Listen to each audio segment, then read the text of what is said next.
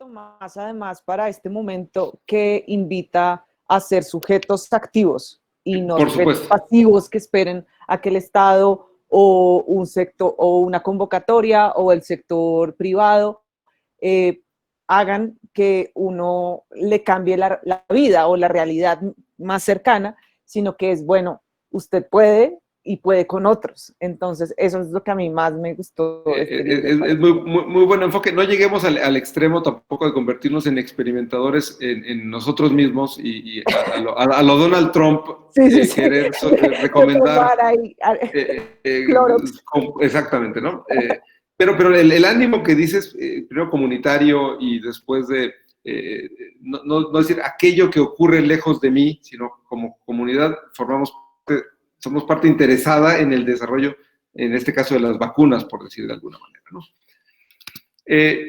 Paso a un segundo libro que está también vinculado con temas científicos. Es un libro poco común. Yo nunca había visto libros de divulgación de la geología. Como que la geología es hoy que podemos hablar de el bosón de Higgs, los hoyos negros, de las ondas gravitacionales, todas estas fabulosas inventos de la física contemporánea. La geología parece esa adorable tía viejecilla que está retirada en el asilo, ¿no? Es decir, es una ciencia, aparentemente, ¿no? Pero la geología es una ciencia vivísima, que además, como plantea este libro, su óptica, y ese es el énfasis por el que yo escogí este libro, es más allá de los datos que transmite o de hechos concretos o anécdotas o lo demás, lo más interesante de este libro es el ángulo con el que mira el mundo.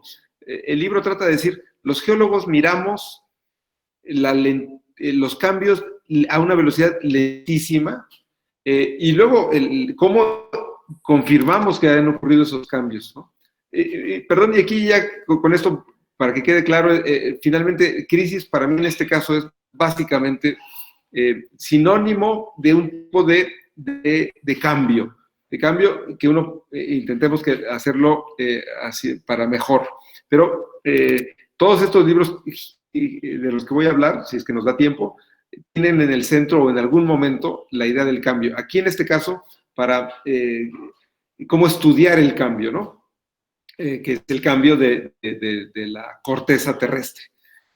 Yo veo acá un comentario de Isabel Calderón que dice que le encanta y le impresiona el espíritu humanista de la autora. Yo coincido con ese comentario porque hace que la percepción de quienes somos en la existencia y el mundo y el paso del tiempo cambie. O sea, no somos nada, pues de alguna manera, en la historia de lo que es la Tierra. Sí, bueno, pero es genial eso que acabo de decir, la visión humanista. Es decir, creo que un gran reto es cómo mirar, no podemos más que mirar con ojos humanos, pero no convertir eso en un privilegio que haga daño al resto. Desde luego, no podemos más que ser humanos, no podemos más que ser nosotros mismos. Y eso es una delicia, es un regalo, no diré de Dios porque yo soy ateo, pero es algo que hay que aprovechar. Pero cuando uno lo convierte en no un privilegio, sino un arma para concebir el resto de las acciones, hay un problema. Pero algo que me gustaría también subrayar, y esto los invito a que lo vean, cuando hicimos la presentación de este libro de Marcia Bionerud, ella escribió acá en México, hicimos en un museo de geología, un museo anticuado y a la vez muy contemporáneo, ¿no? Porque es una casa muy vieja, que en el centro tiene los huesos de un mamut.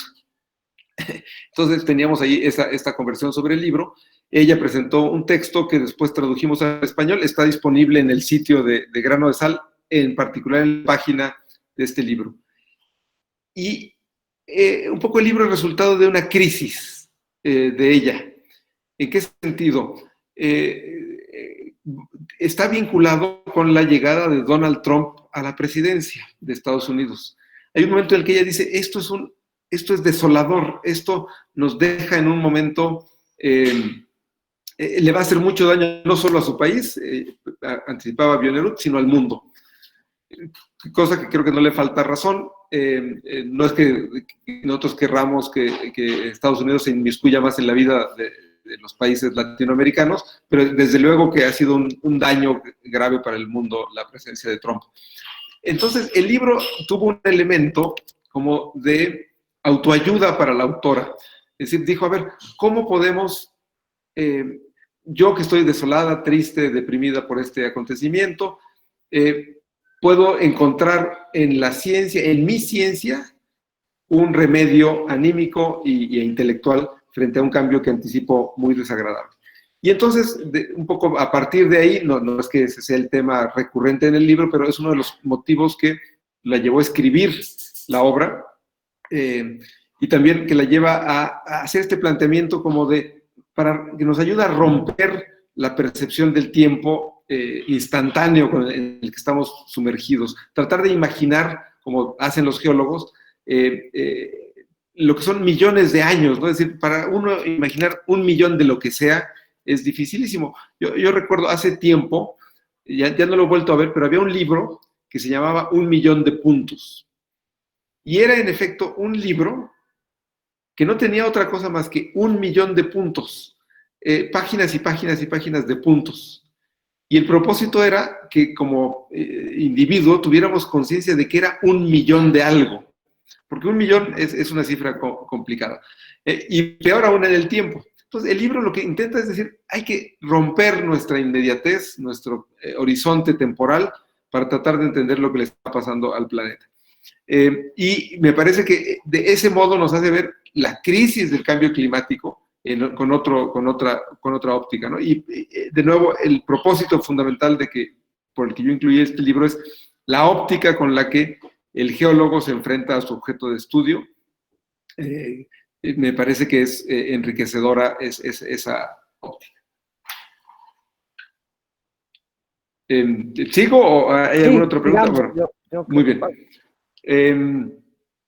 Y otro tema también interesante de ese texto de Bionerud que tenemos en el sitio de Grano de Sal es que insiste en algo que frente a los nacionalismos, frente a los regionalismos, frente a la parcelación intelectual, el aislamiento, ella decía, la ciencia puede ser el terreno de una suerte, puede haber un espacio para la diplomacia, para el entendimiento entre naciones, entre países ajenos, es la discusión científica, los métodos, los objetivos, y creo que hoy de nuevo estamos viviendo eso, esperemos que para bien, porque todavía es incierto el resultado de estas vacunas, pero y claro, y detrás de las vacunas hay intereses comerciales, y habrá gente que está viendo crecer su cuenta de banco cada minuto con este momento de la pandemia, pero hay un esfuerzo transnacional que está involucrado, que es un poco el llamado del que hace Bionerud, es la ciencia como una suerte de esperanto intelectual para hablarnos en todo el mundo, ¿no? Un terreno de diplomacia y de entendimiento, que también me pareció algo muy, muy hermoso, ¿no? Luego, hay un libro que, disculpen aquí mi desconocimiento de la geografía local, aquí en México, colombiana, pero en México pensar en los temblores, en los sismos, es esencial. Es decir, si uno vive en la Ciudad de México o al sur de la ciudad, en Guerrero, en Oaxaca, en Chiapas, los temblores, los sismos son el pan nuestro, ¿no? En Colombia, en Santander y en norte de Santander tiembla mucho. Bueno, entonces los sismos son claramente un fuente de terror, totalmente comprensible, y ha habido desde mucho tiempo atrás el intento de aprender a predecirlos, como si eso fuera posible, es decir, el anhelo al menos de intentar predecirlos. Y eso se ha llevado seguramente todos podrían, los invito a ver si alguien nos puede anotar aquí en el chat una de estas consejas. Si tu perro ladra de cierta manera, o si el gato corre en tal dirección, o si los cantan, es un anticipo claro de que va a haber un temblor. Hay muchas consejas. Entonces, este libro, de lo que trata de decir, el tema del libro es cómo ha habido esfuerzos desde la ciencia, desde la sismología, por realmente desarrollar un método para anticipar temblores. No se trata de, no es como el que quiere desarrollar un método para ganarse la lotería, es el que quiere hacerse rico. Aquí lo que quieren es evitar tragedias, ¿no? Es decir, si uno pudiera realmente saber en qué momento va a ocurrir un temblor, no vamos a dejar de vivir, obviamente, donde van a ocurrir los temblores, pero podemos tomar medidas de precaución, tanto en términos de reglamentos sobre la construcción, como, no sé, desde salir de la casa hasta abandonar una población en un momento en el que vaya a ocurrir. Bueno, este libro entonces es un recuento de muchos momentos en los que ese afán absolutamente legítimo de querer pronosticar cuándo va a haber un sismo, pues se ha enfrentado con las limitaciones de la ciencia. Ahora, esas limitaciones científicas han obligado a el desarrollo de muchísimos métodos de exploración del terreno, de exploración química, por si hay emanaciones previas, de la física vinculada con, por si hay cambios en el campo termoeléctrico, en fin, como que la gana de predecir temblores ha llevado a muchos desarrollos científicos. La conclusión triste es que todavía no es posible, y quizá nunca sea posible, predecir, pronosticar los sismos, salvo el modo obvio, que cualquiera de nosotros ya lo sabe hacer, que lo que Bjørnerud Hugh termina, o en algún momento del libro dice, el mejor predictor de que va a haber un sismo mediano es que haya habido un sismo grande antes. Es dudoso consuelo, ¿no? En el sentido de lo único que podemos predecir es las réplicas. Y cuanto antes, además, claro, porque si luego además nos ponemos con la óptica de Bjørnerud de los plazos larguísimos, en donde el antes y el después se miden en decenas de miles de años, entonces los cálculos son muy poco precisos. Entonces simplemente, y con esto concluyo, es esta idea de, frente a este anhelo de saber que tenemos los seres humanos respecto de los sismos, ha habido desarrollo científico, ha habido deseo, se han desechado las consejas populares, se ha creído tener ciertos avances, y lo cierto es que hoy no existe un modo de predecirlos, y eso, sin embargo, no evita que se siga perseverando en esa vía de estudio, ¿no? Entonces también aquí me gusta la idea de el temor es un estímulo, pero si el temor no es razonado, deja de ser un estímulo productivo en términos intelectuales. Un segundo. ¿Me puedes cerrar ahí? Es que aquí está apenas amaneciendo, entonces está llegando el sol a la cara. Tomás, de verdad. No, yo encantado, pero nada más les explico porque de pronto salí como jaguar o como tigre, ¿no? Soy un animal listado, como le dicen. En fin, este era el segundo libro del que quería hablar, y concluyo con el paquete científico, y quizá ahorita podemos dar pie a alguna de las otras preguntas. Este libro se llama El arte de la lógica en un mundo ilógico. Ella es una matemática británica de origen chino. Una de las víctimas de la pandemia fue su visita. No. Teníamos todo organizado para que visitara la Feria de Bogotá este año. Creo que habría sido un espectáculo, porque ella es una persona encantadora.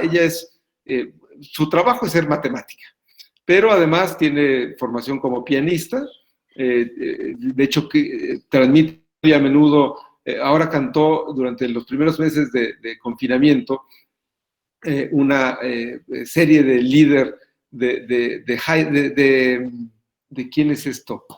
De Schubert.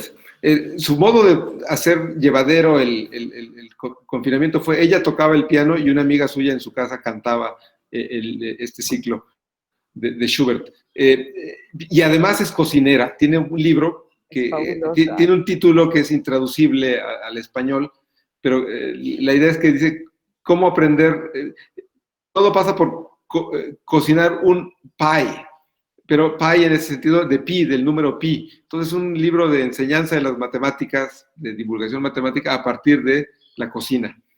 Entonces... Lo increíble de Eugenia pues a quienes están hoy acá y Tomás, era que cuando mirábamos en qué franja de la Filbo la podíamos meter, cabía en todo. Cabía en Filbo cocina, Filbo música, Filbo ciencia, tenía todo, todo para esa Filbo. Pero bueno, yo sé que va a pasar en algún momento, Tomás. Sí, sí, sería fantástico tenerla.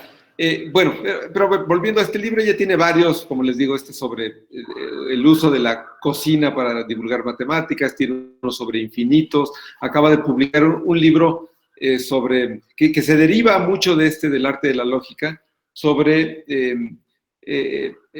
la desigualdad de género, ¿no? Pero me quiero concentrar en este. La tesis central de Chen es que en la vida cotidiana razonamos mal en términos lógicos. A veces por error, a veces por manipulación, a veces deliberadamente alguien hace un razonamiento incorrecto de ciertas premisas de las que no se deduce aquello que cree que es su conclusión. Y entonces el libro curiosamente, es un intento por generar concordia individual, de pareja y colectiva, mediante el uso de la lógica, lo cual a mí me parece encantador, es decir, algo árido, el silogismo, tal vez algunos recuerden las palabras con las que si estudiaron lógica se describían el tipo de silogismo, ¿no? Yo creo que podría recordar de qué se trataba, pero era Bárbara, Celarent, Darí y Ferio. No sé si los que estudiaron filosofía o lógica lo recuerdan. Bárbara es el modo de decir AAA, era un enunciado universal, conclusión universal. El silogismo que tiene esa estructura se describe como Bárbara. El Celarent era el específico, universal, conclusión específica. En fin, no voy a dar una clase de lógica que no podría hacer ahora, pero lo que el libro hace es un llamado a decir, la vida cotidiana necesita las herramientas de la lógica matemática y del razonamiento de la lógica matemática, como un llamado de nuevo a la concordia, a la comprensión, y yo creo que en este momento de cambio, de crisis como cambio, la comprensión mutua de lo que estamos viviendo y de lo que se viene para adelante es muy, muy importante. Entonces, de nuevo, el propósito por el que yo quise hablar de este libro es esta idea de, en el diálogo informado, como quise mostrar con el libro de Hume, a partir del temor, hace falta también el rigor de la lógica para digerir y hacer propios pues, los conocimientos, las indicaciones que nos hacen las autoridades y demás. Entonces, también, de nuevo, es un llamado como a emplear en distintos contextos la lógica matemática. Antes de una pausa que quiero que hagamos, quiero enfatizar mucho en esta autora. A mí realmente me cambió la forma de aproximarme a los problemas sociales, porque usualmente los que nos hemos formado en humanidades y en ciencias sociales, pues tenemos una manera de acercarnos a los problemas. Cuando yo empecé a leer sobre esta autora y a ver sus charlas TED y todas las cosas maravillosas que tiene, entendí el problema del racismo en Estados Unidos. O sea, ella tiene un cuadro lógico que explica por qué Trump es presidente y además por qué el racismo sigue siendo un tema y va a seguir siendo un tema activo en Estados Unidos. Entonces, esa forma pues como de, no es simplificar, pero de mostrar una cosa como lleva a la otra y lleva a la otra es impresionante. Realmente los invito, ahorita les pongo unos links a que se metan de cabeza con esta autora que es fabulosa. Tomás, te propongo algo. Falta media hora para que se acabe, entonces quiero que hagamos una pausa porque jamás me perdonarían ni me perdonarían que desaprovechemos tu experiencia como editor para hablar de unas cosas muy puntuales en tu apuesta editorial y después retomemos a los títulos que tenemos planeados, pero un poco más breves, si te parece bien. Entonces, la primera pregunta que quiero que pongamos sobre la discusión es ¿cómo llegas a publicar a estas personas? Que todos son doctorados en algo, es un experto en un tema específico. ¿Son traducciones? ¿Cómo encuentras estos textos? ¿Cómo logras convencer a los otros que te vendan los derechos? Si de pronto en tu campo los derechos no son tan graves como el de la literatura, bueno, un poco de eso. Bueno, hay, en general lo que yo hago en lo individual es ser muy curioso, es decir, estar muy abierto a buscar en publicaciones no especializadas. Yo estoy suscrito a la revista Science, no la leo, no puedo leer Science, pero sí veo la sección de libros todo el tiempo. ¿Qué libros están? Cada semana hay una recomendación de 2 o 3 libros, algunos son muy técnicos, algunos son de divulgación, pero al menos 3 de los libros que hemos publicado han salido de lo que veo que en una revista de vanguardia, por decirlo así, de la ciencia, claro, es una revista generalista, no es una revista especializada en una disciplina, pero aparecen comentarios muchas veces, esos sí son están redactados para un lector general, ¿no? Entonces, una fuente de información es qué se está discutiendo en otros países en sitios especializados como este. Después está la ruta también más o menos natural, es estar al tanto de lo que publican ciertas editoriales atractivas, relevantes, con cierta trayectoria, ¿no? Entonces, es un asunto de estar recurrentemente asomándose a ver qué están publicando. Digamos, esos son 2 modos paganos de estar al día respecto de las publicaciones. Quiero decir, no estar dentro de la industria editorial. Pero es un modo más o menos sencillo, natural, de saber qué se está discutiendo, cuáles son los temas, etc. Y después, lo que ya es una suerte es estar dentro y estar en contacto con agencias literarias y con las editoriales, inclusive antes de que los libros se publiquen, es decir, que anuncien qué tienen en preparación, ¿no? ¿Cómo se construye eso? Me temo que no hay más que paso a paso y mostrando seriedad. Ahora sí que el consejo que no me pidieron, pero que les voy a dar, es que uno tiene que cultivar la calidad de ser persona confiable. Es una cosa ridícula, sencilla, pero me parece que entre nosotros, que este mundo intelectual de comercio de bienes culturales, tenernos confianza es clave. Y hay que ganarse la confianza. Yo yo estoy muy orgulloso de haber merecido la confianza de Emilia para llevar los libros de Grano de Sal a Colombia. Tengo muchos amigos que vuelven de sus entrevistas con Emilia diciendo, no la logré convencer, bla, bla, bla. Y por suerte yo le ofrecí unos ciertos títulos, ella confió y hemos seguido entregando lo que habíamos prometido. A lo que voy es esta idea de la construcción de una relación paulatina, personal, individual, con ciertas fuentes de información. De nuevo, no es que sea no quiero plantearlo como una relación utilitaria o estrictamente utilitaria, ¿no? Es decir, no hay que cultivar las relaciones por el beneficio que nos van a traer, sino uno se gana ese lugar de confianza, ¿no? Entonces, pues muchas veces me informan de qué cosas están en preparación.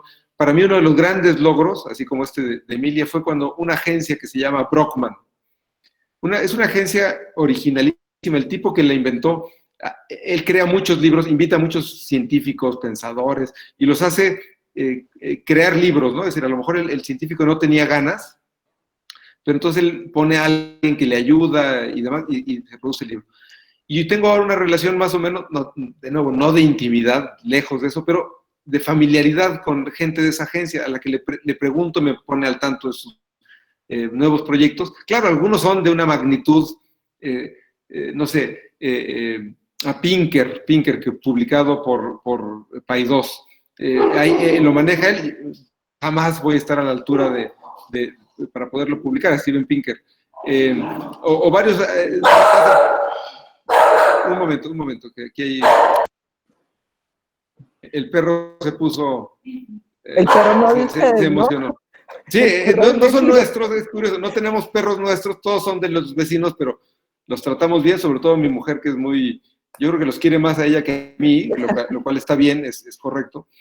Pero en este momento se puso a ladrar el perro vecino. Pero en fin, entonces hay una suerte como de interacción con estas fuentes de información, unas que son públicas, cualquiera puede tener acceso, y después desde adentro y tratar de cumplir lo que uno les promete.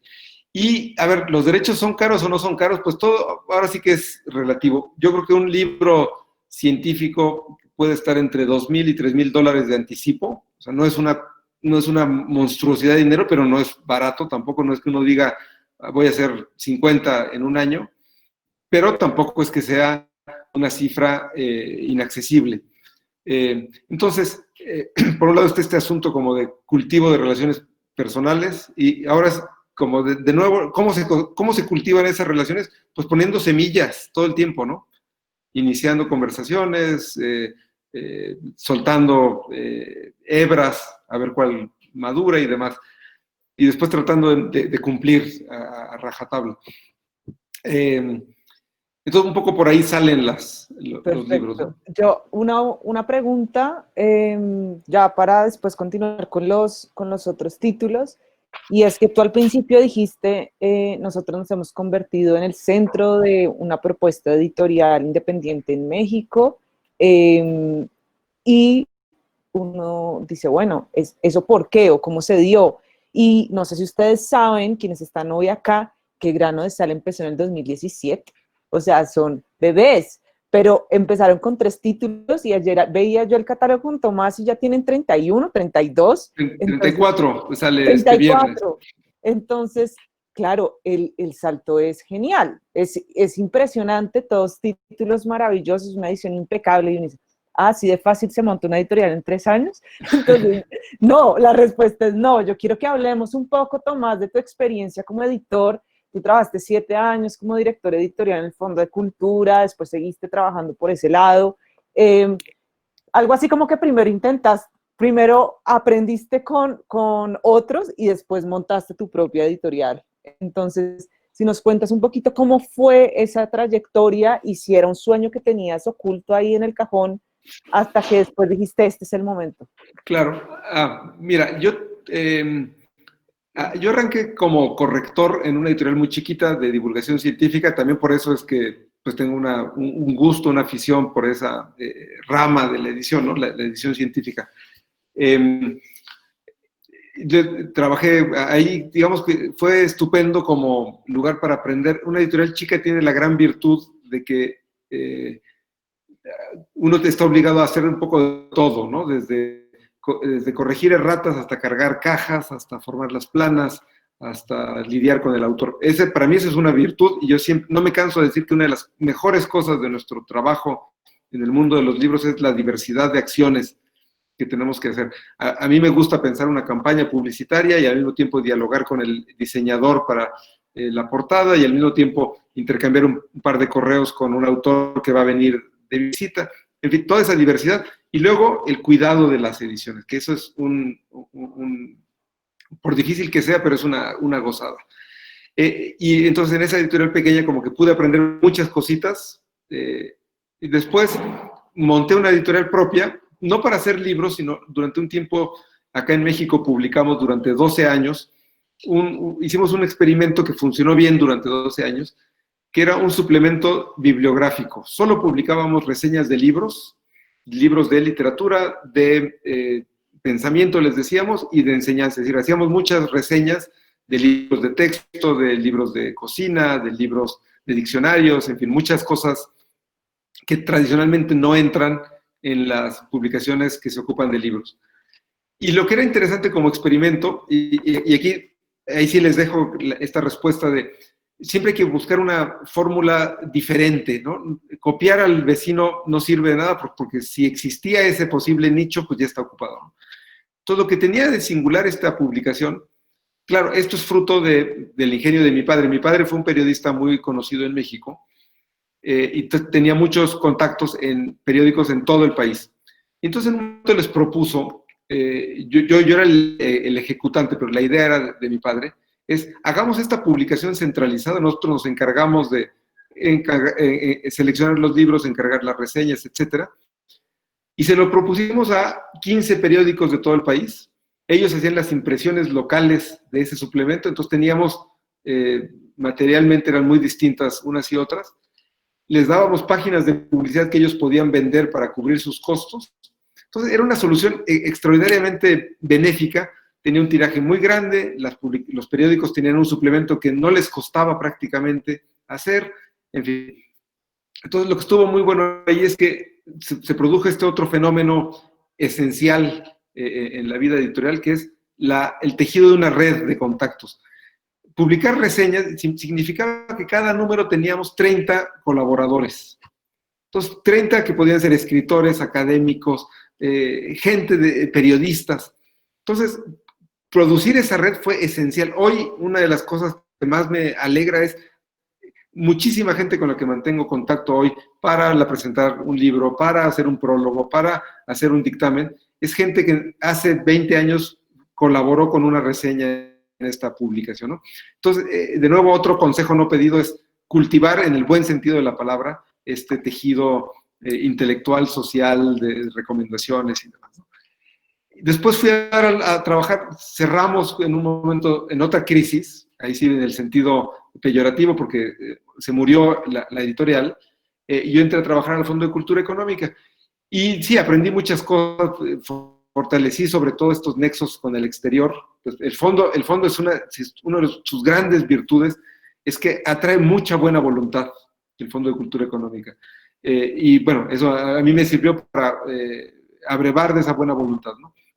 Pero lo que también me quedó claro en el fondo es todos sus defectos, defectos que no tengo empacho en compartir, creo que el fondo lo tiene claro, es muy lento para publicar. Puede llegar un libro interesante, lo tiene que internamente decidir que vale la pena, mandarlo dictaminar, ya que lo mandó dictaminar un comité editorial, después de eso se manda a traducir. Pueden pasar muchísimos, no digo meses, años. De nuevo, es anecdótico, pero no cometo una infidencia si les digo que muchas veces los libros se contratan. Cuando se contrata un libro de traducción, en general, hay un plazo en el que uno se compromete a publicar el libro. No. Pongamos 18 meses. Bueno, libros que pasan esos 18 meses no se ha publicado, se gestiona una nueva ampliación de plazo, y de pronto la gestión de los editores incluye la solicitud de que se amplíen esos plazos, porque es como dices, entre la burocracia y la insuficiencia de recursos. Entonces yo detecté eso, entonces dije, si vamos a publicar, tiene que ser rápido. Identificar los libros lo más pronto posible, de preferencia antes de que se publiquen en la lengua original, arrancar la negociación, arrancar la traducción. En algunos casos trabajamos con algo que a mucha gente no le gusta, trabajamos con 2 traductores simultáneamente. Finalmente el trabajo de traducción es el más lento. En los libros que nosotros publicamos, el trabajo más lento es la traducción. Entonces yo pongo a veces 2 traductores en paralelo. Luego hay que hacer el esfuerzo de que suenen igual las traducciones, unificar términos y demás, pero eso permite ganar tiempos, ¿no? Y yo creo que es un rasgo distintivo en este momento de Grano de Sal. Ese era un defecto que veía en el fondo, ¿no? Entonces, en fin, simplemente para decirles, a veces uno aprende de lo que hace mal. Yo esto que te veía del fondo, el tiempo, etcétera. Entonces, ¿cómo quiero evitar que se repita eso? Pues vamos a evitarlo ahora en Grano de Sal, ¿no?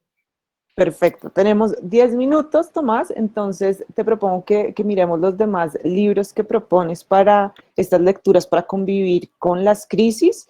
Si tienen preguntas, aprovechen, es el momento para irlas acumulando y yo las voy organizando. Bueno, a ver, los otros libros, entonces. Este es un libro de Duncan Green, trabaja para Oxfam, para esa ONG británica, digamos que después de muchos años de trabajo, él trabajó además un tiempo en Bolivia con Oxfam, ha estado en muchos países también de América Latina, y lo que dijo es, ¿qué he descubierto que tenemos que hacer cuando hay un cierto tema que le interesa a Oxfam? ¿Cómo nos planteamos para que ese interés se vuelva realidad?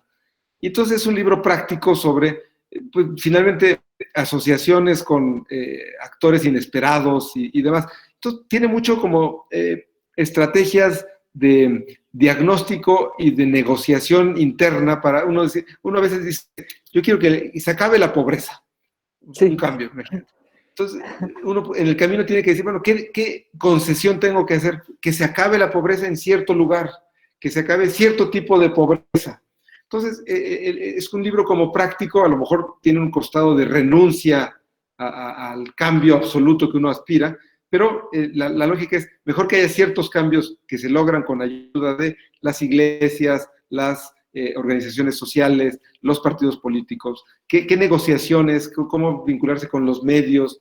Es un libro pragmático para lograr cierto tipo de cambio. Evidentemente no todos los cambios a los que el mundo necesita se pueden realizar así, pero es un libro práctico, fruto de la experiencia de alguien que ha trabajado en la ayuda internacional, ¿no?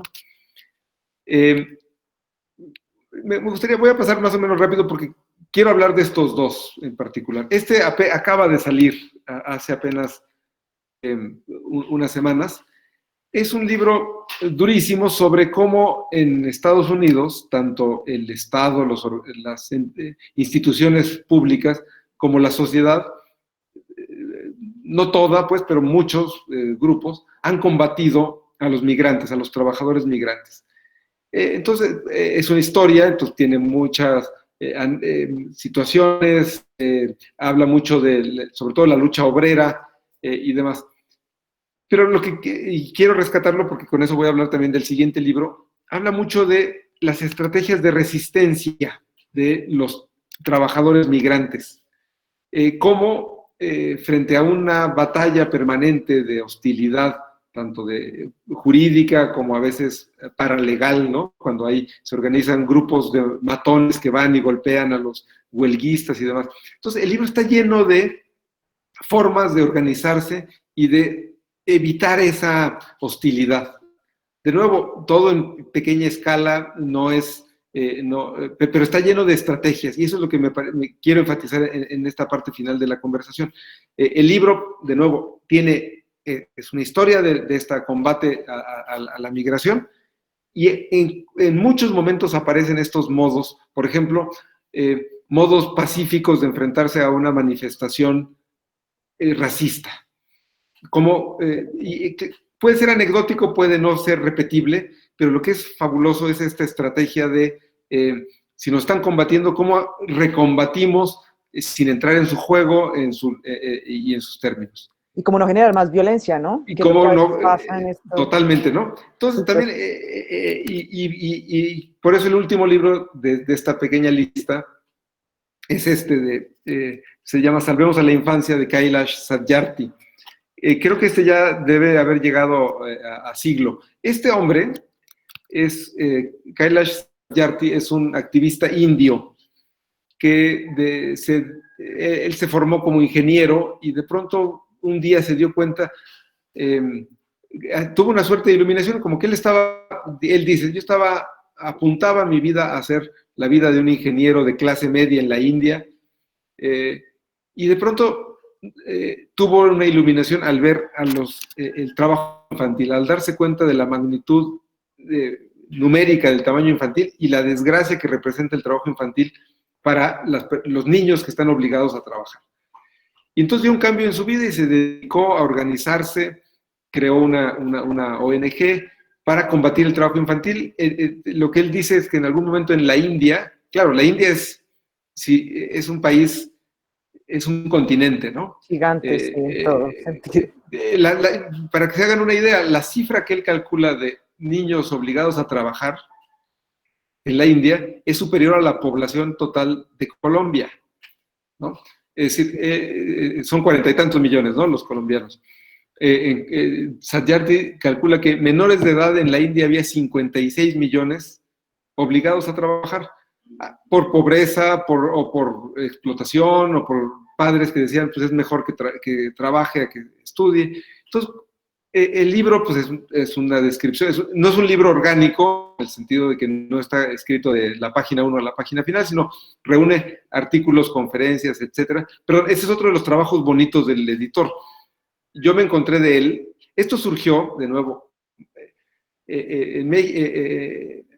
La India fue país invitado de la Feria del Libro de Guadalajara hace 2 años.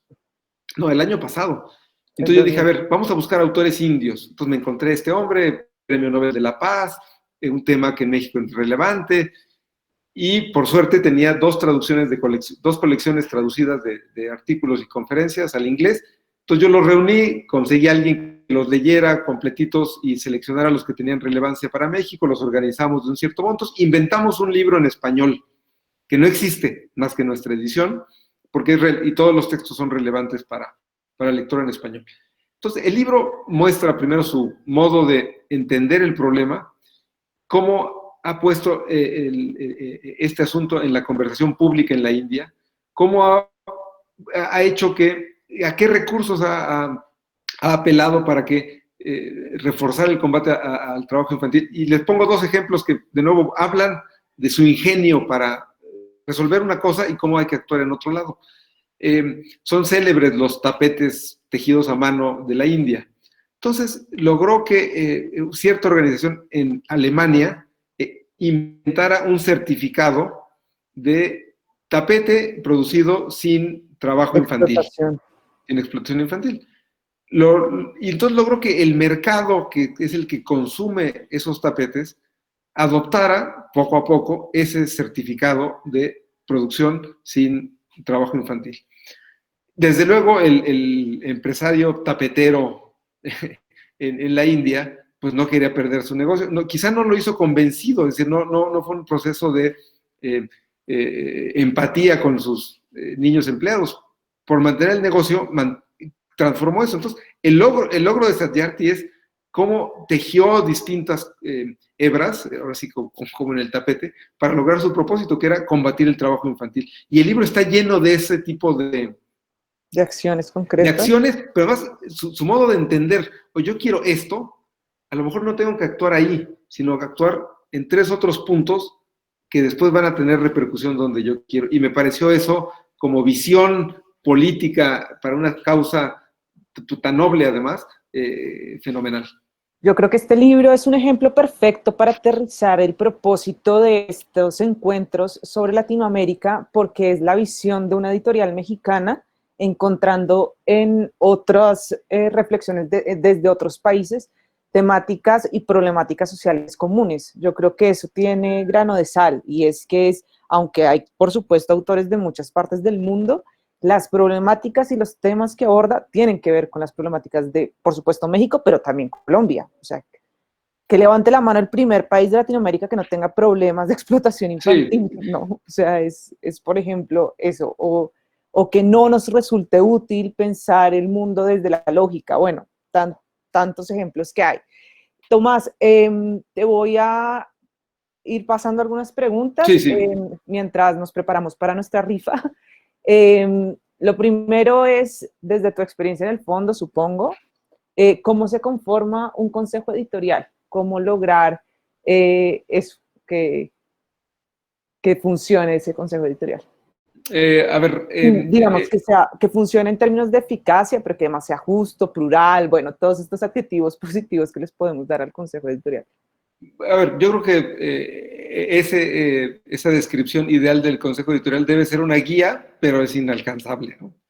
Es decir, uno debe aspirar a esa pluralidad, pero es inevitable que siempre haya gente y corrientes y demás que pues no van a estar incluidas. Entonces, como objetivo me parece muy legítimo. El fondo teníamos de pronto comités con 30 personas, lo cual también se vuelve inoperativo, ¿no? Sí, total.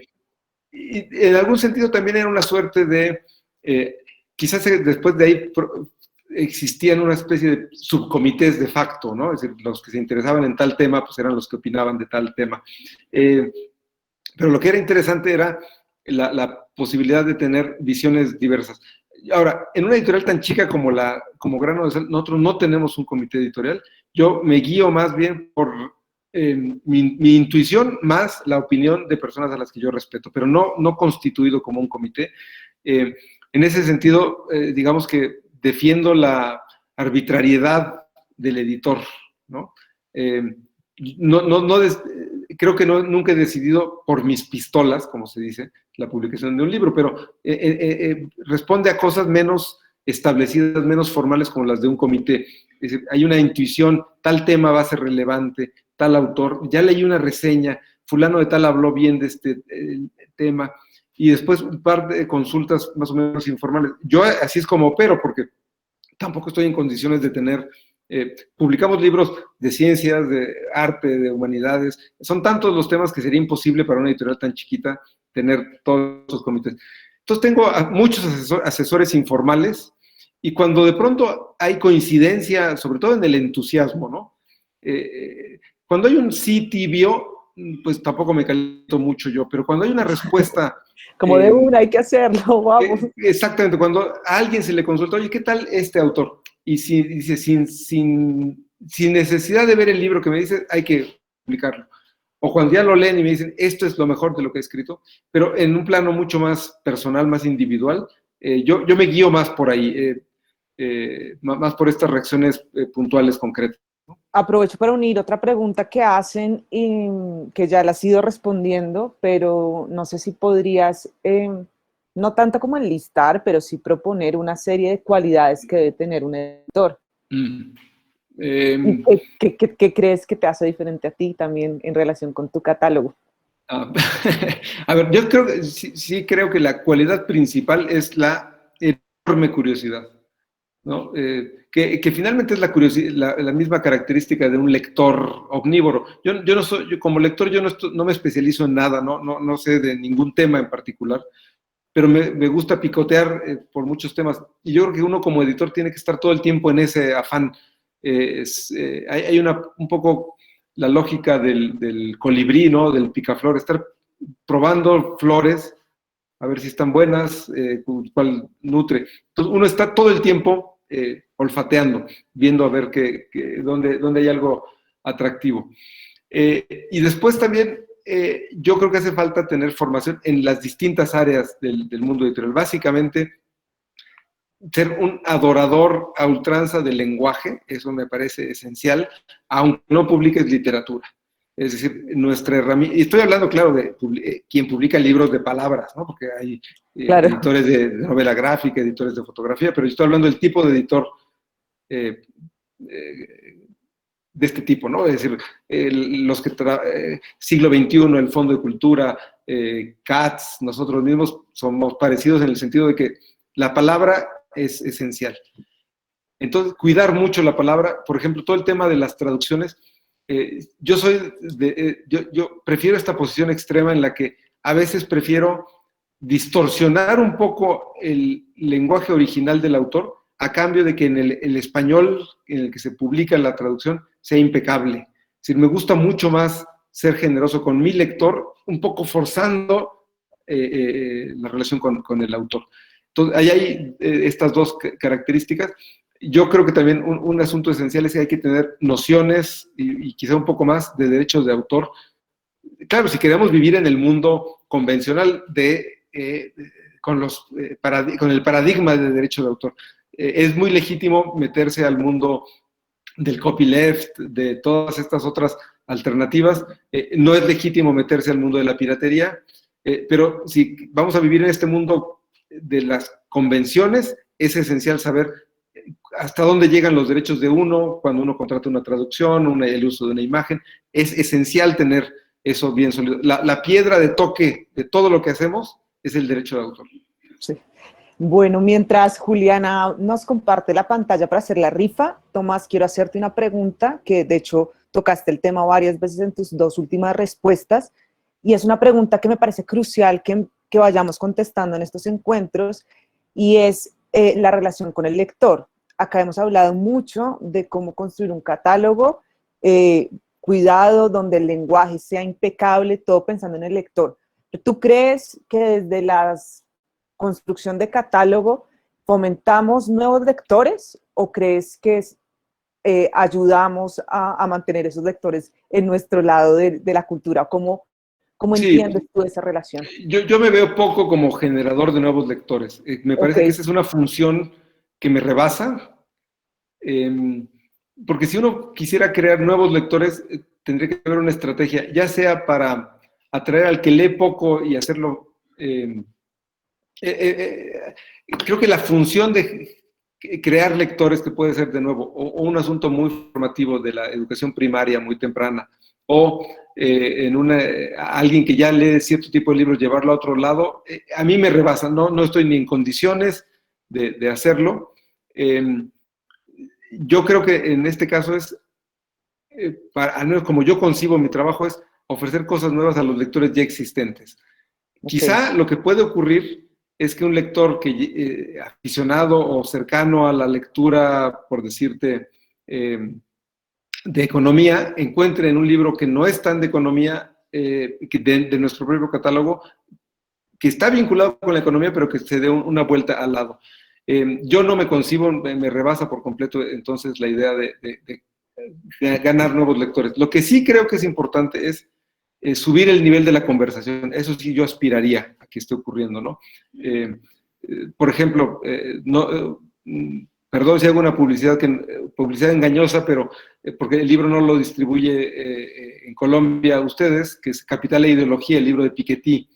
Es un libro que modifica los términos de la conversación. El nuevo libro modifica los posibles términos de una conversación sobre la equidad fiscal, ¿no? Entonces, no es un libro para que uno se introduzca o conozca por primera vez el tema de la política fiscal, pero sí para transformar y subir de nivel ese tema, ¿no? En fin, sí, como que... Yo en eso coincide Siglo perfectamente contigo, y yo creo que todas las personas que estamos acá reunidas, y es que no queremos que nuestros libros habiten bajo unos cimientos de opinadera, de a mí me parece, yo leí un titular y ya, sino claro. Que, ok, todo el discurso es válido, la discusión es válida, pero desde donde estamos hablando y que queremos aportar de nuevo a esa conversación. Acabamos de compartir la pantalla de Juliana. Como ustedes saben, lo que hacemos es coger el listado que nos da Piwa de las personas que se conectan a través de la plataforma, eliminamos a los empleados de Siglo y listo. Vamos a hacer nuestra rifa de los 3 libros de Grano de Sal. Listo.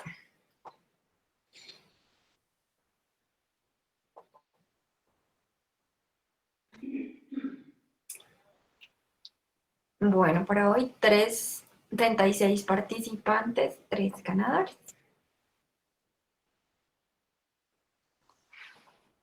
Pero yo soy un aficionado al Excel, yo habría hecho esto en una tabla rápida, pero qué maravilla que exista ya una aplicación. Bueno, para hoy Cristian Verano y Medak, que es, creo que Medak, la señora Imelda Daza, y Imelda, el correo de OSET pertenece a Imelda Daza, nos acompaña en todo. Odalis Vargas es la tercera ganadora de hoy. Perfecto. Nos preguntan rápidamente de Libélula, libros que cómo pudiste publicar a David Huerta. Bueno, es nuevo una historia personal que se remonta a ese primer proyecto del que les hablé, del suplemento de libros, se llamaba Hoja por Hoja. En ese momento, esa es como les decía, una publicación que se ocupaba de la actualidad bibliográfica, es decir, eran novedades de libros y se hacían reseñas.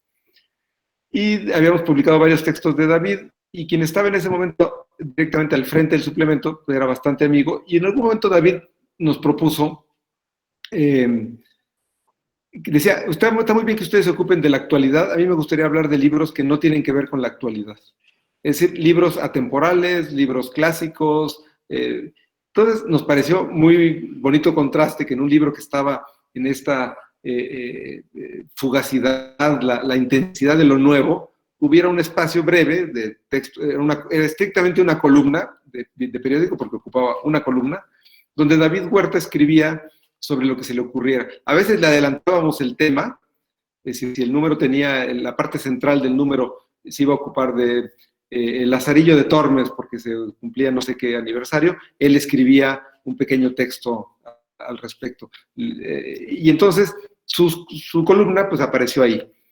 Y el año pasado, de nuevo, vuelve a ser aquí oportunismo editorial, yo creo que buen oportunismo, pero el año pasado David Huerta entonces bueno, David era cercano a Hoja por Hoja, una publicación que yo hice durante 12 años, ganó el premio de la Feria del Libro de Guadalajara, el premio Phil en lenguas romances. Y bueno, mi primera reacción fue felicitar a David y la segunda reacción fue decir, ¿y qué podemos publicar de David? Y entonces me acordé de los textos, entonces fui, los busqué, vi cuántos eran, daba para un libro pequeño y se lo planteé a David.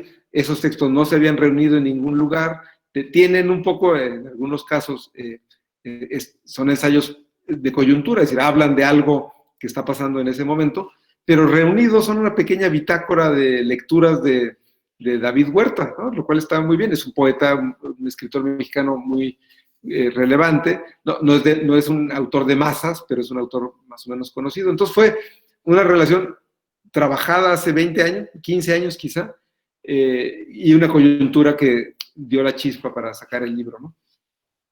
Bueno, Tomás, muchas gracias por acompañarnos hoy. Gracias a todas las personas que nos acompañan, que decidieron madrugar con nosotros hoy, a que juntos vayamos pensando qué es lo que va a pasar el próximo año, qué queremos construir, qué vamos a sacar de esas crisis que nos plantea Tomás. Y a ti, Tomás, pues es que es un gusto trabajar contigo. Me encanta que sigamos tejiendo esos y sembrando esas relaciones que pues ya hacen que sea posible que en Colombia estén tus libros y que siempre nos vayas sembrando esa duda en todo lo que nos rodea. Muchas gracias. Ojalá nos quedemos entonces con la idea de qué crisis es esta mutación grave para una mejoría. Espero no ser un ingenuo, pero es el sentido de haber agrupado estas ideas sobre la crisis, ¿no? Pues muchas gracias, María Elvira, gracias, Emilia, a todos los que estuvieron presentes, en particular a George Steiner. Me encanta que nos acompañe. Ese libro merece otra conversación otro día. Sí, de acuerdo. Les mandamos un abrazo muy grande a todos. Hasta el próximo miércoles. Nos vemos. Gracias.